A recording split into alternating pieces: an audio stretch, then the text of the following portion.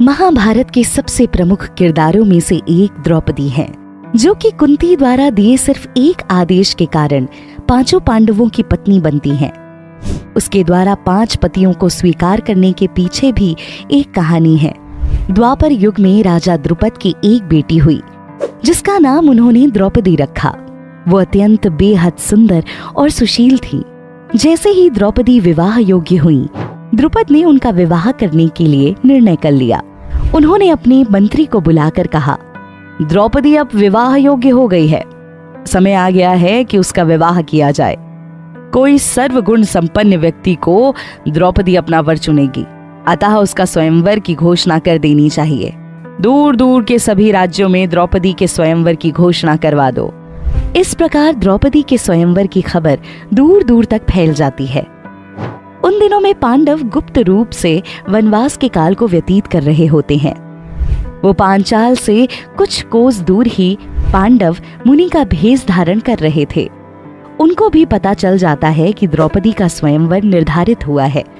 चूंकि वो तो वनवास के काल खंड को काट रहे होते हैं, तो वेद व्यास स्वयं उनको दिशा निर्देश देते हैं। वेद व्यास अर्जुन से कहते हैं, अर्जुन, तुम मेरे अत्यंत प्रिय हो, मुझे लगता है तुमको स्वयंवर में अवश्य जाना चाहिए। द्रौपदी राजकन्या है, उसको वरने की सभी क्षमताएं हैं तुम्हारे अंदर। अर्जुन उनकी आज्ञा का मान रखते हैं। रास्ते में उन्हें एक ब्राह्मण मिला, जिसका नाम धौम्य था, जिससे अर्जुन को पता चलता है कि वो राजकुमारी द्रौपदी के स्वयंवर के आयोजन में जा रहा है।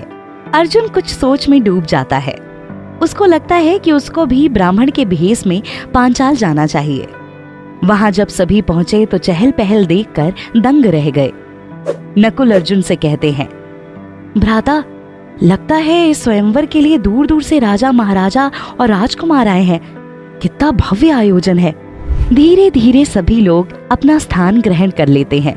श्री कृष्ण भी अपने बड़े भाई बलराम और अन्य यदुवंशी कुल के क्षत्रियों के साथ बैठे होते हैं। तभी वहां कौरवों का आगमन होता है, जिसको देखकर सभी भाई चकित रह जाते हैं। थोड़ी देर में राजा द्रुपद पधार जाते हैं।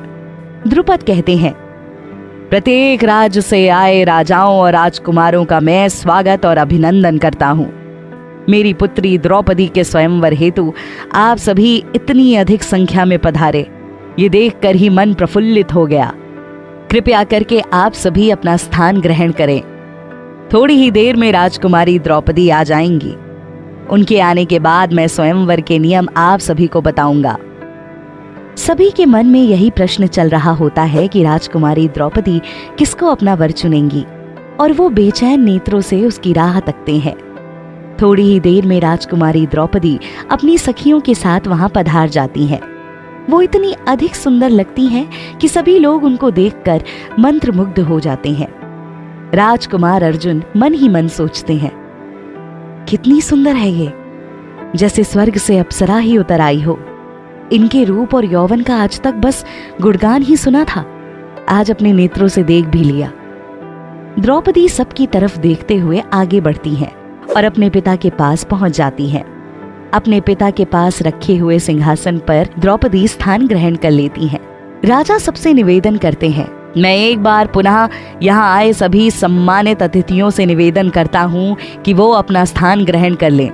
मैं जानता हूँ आप सभी मेरी पुत्री से विवाह करने के लिए उत्सुक हैं।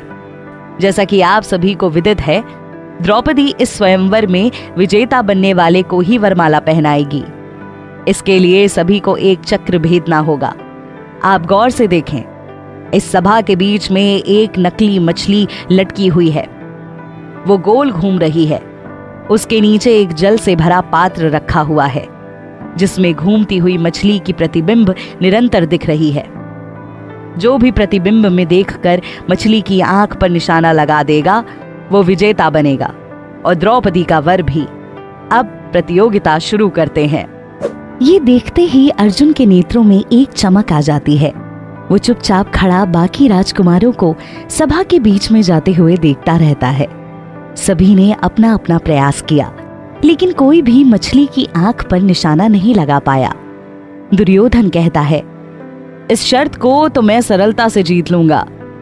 दुर्योधन भी प्रयास करता है, किंतु उसका निशाना चूक जाता है। उसके बाद कर्ण लक्ष्य भेदने के लिए आगे बढ़ता है, जिसे देखकर द्रौपदी अचानक से बोल उठती है, तुम किस राजघराने से हो? तुम्हारा कोई अधिकार नहीं है इस स्वयंवर में भाग लेने का। कर्ण ये सुनकर अपमानित हो जाता है और वहां से चला जाता है।